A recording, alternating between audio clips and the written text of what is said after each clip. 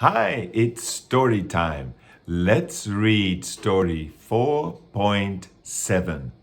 Roy's Songbird.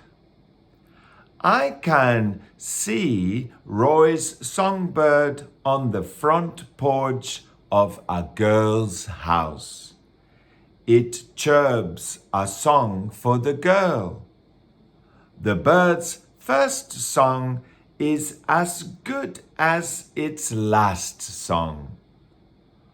Roy's bird is brown, green, and red. It's a joy to watch and catch Roy's songbirds chirp. Roy's pal, Koi, has a songbird too. It's pink and green with brown spots. Koi's songbird is not real. It sounds good, but it's a toy. Roy's songbird's chirp is the best.